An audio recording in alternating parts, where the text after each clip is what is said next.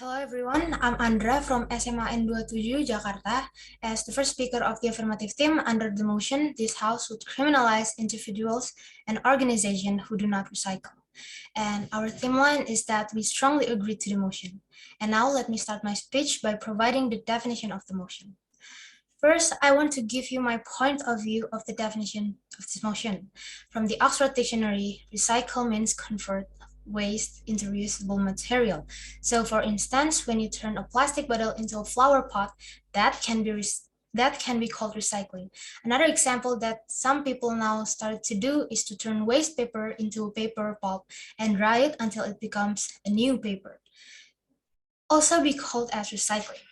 A lot of people did this as a way to reduce earth damage because in fact, in 2020, the world was estimated to generate 2.24 billion tons of solid waste.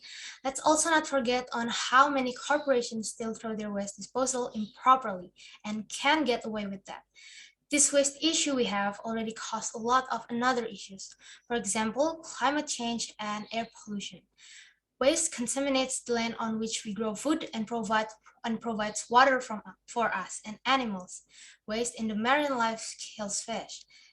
Gases float on the surface and we see mosquitoes feed on it. The disease carrying mosquitoes now spread sickness and death among the living population. And by not recycling, we can increase those issues and damaging the earth even more than now. And by that, me as the first speaker of the affirmative team will provide fundamental arguments on why we should criminalize individuals and organizations who do not recycle. And my second speaker will provide additional argument, and our third speaker will give the conclusion.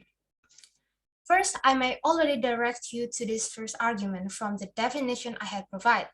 Excess waste in this world already causes a lot of issues. They're polluting our earth, poisoning the water that we drink and we use for cleanup. The water where millions of fish live, the fish that we also consume. Moreover, they pollute the air and cause respiratory problems. They can increase methane and carbon dioxide that cause greenhouse effect. Waste damaging the land we stand. We grow our food from, we take water from.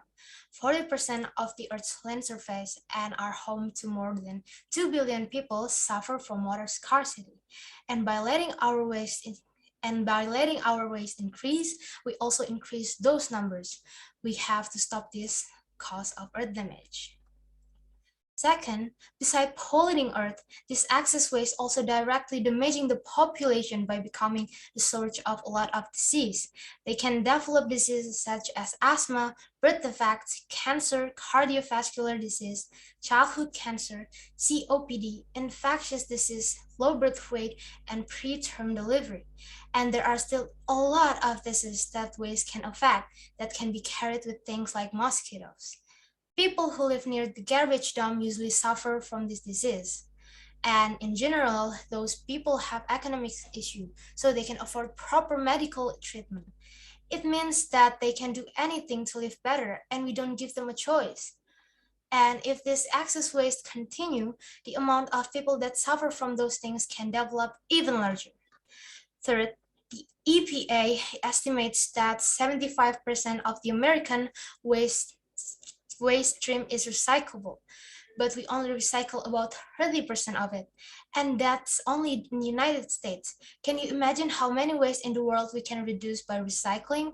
There are a lot of effortless and simple way of recycling, and how big the impact we can accept by that.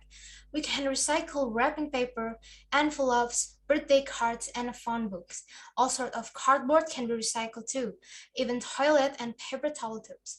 Most metallic items in the home can be recycled, such as empty spray cans and tin foil. And of course, all empty soda, fruit, vegetable, and other food cans.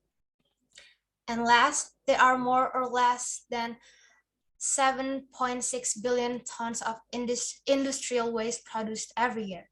And there are 20 firms produce 55% of world's plastic waste. ExxonMobil tops the list by contributing 5.9 million tons to global plastic waste. And moreover, 100 companies are responsible for more than 90% of all global plastic waste. And to top that, almost all plastic can be recycled. This organization still can easily get away from that case.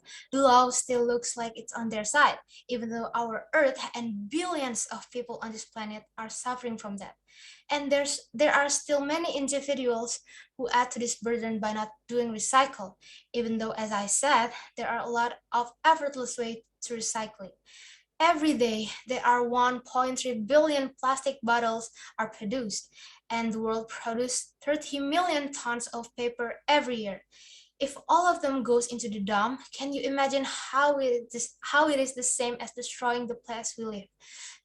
There is one way we can do, but there are still people who are hesitant to do it. Starting laws and sanctions, criminalize them.